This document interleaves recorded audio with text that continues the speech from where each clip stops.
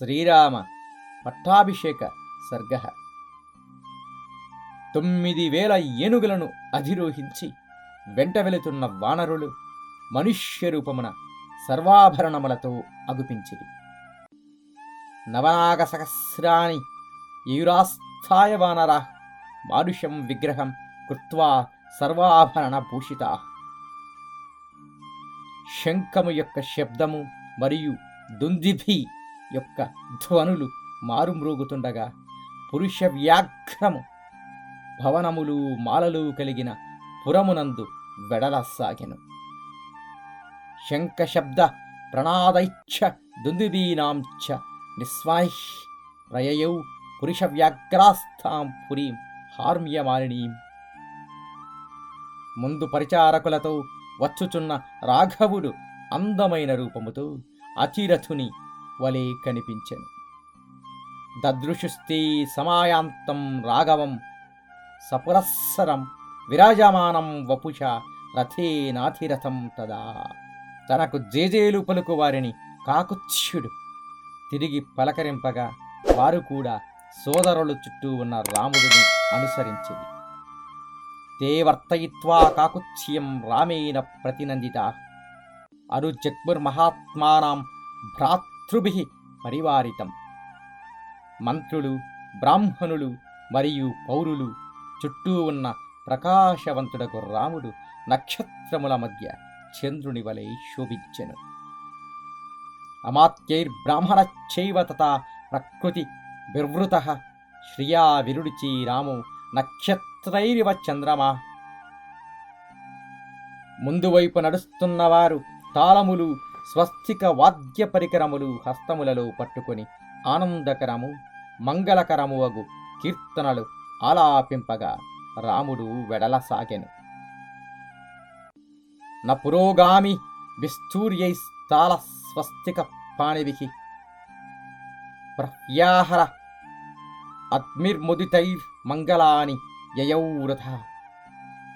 బంగారు వర్ణము గల అక్షతలతో, గోవులతో, కన్యలతో, ద్విజులతో వచ్చుచున్న మగవారు తమ చేతిలో తీపి పదార్థములు పట్టుకొని రాముని ముందు వైపు వెళ్ళసాగిరి.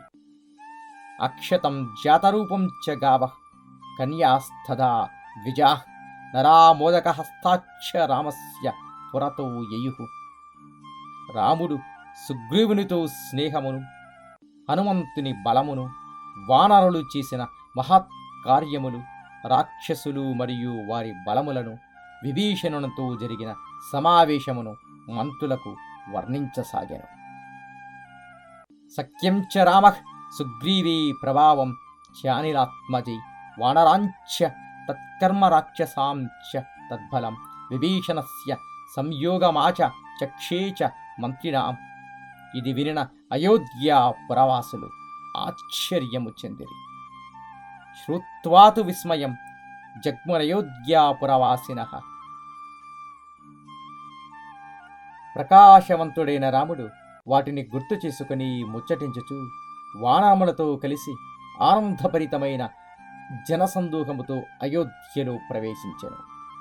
దితిమానేతదాఖ్యాయ రామో వానర సంవృతః హృష్టపుష్ట జనాకీర్ణమయోధ్యాయాం ప్రవివేశః. తరువాత పౌరులు పతాకములను తమ తమ గృహములపై ఎగురవేసిరి. తతాహ్య అభ్యుచ్ఛ్రయ అన్రౌరాం పతాకాస్తి గృహే గృహే. రమ్యము ఇక్ష్వాకు రాజగృహము అయిన తన తండ్రి గృహమునకు రాముడు చేరెను. ఐక్ష్వాకాద్యుషితం రమ్య మాస సాదా పితృగృహం. రాజపుత్రుడగు రఘునందనుడు ధర్మము పాటించు భరతునితో అర్థవంతమైన వచనమును మధురముగా పలికెను. అతాబ్రవీద్రాజసుతో భరతం ధర్మిణాం వరం అర్థోపచితయా వాచా మధురం రఘునందనః.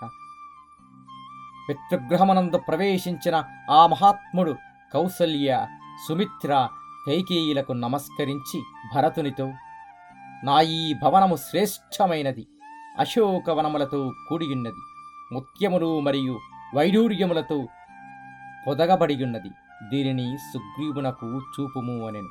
పితృర్భవమానసాద్య ప్రవిశ్య చ మహాత్మనః కౌసల్యాం చ సుమిత్రాం చ కైకేయీమభివాద్య చ యచ్చమద్భవనం శ్రేష్టం సాశోకవనం మహత్ ముక్తావైడూర్య సంకీర్ణం సుగ్రీవాయ నివేదయ. మీ BVS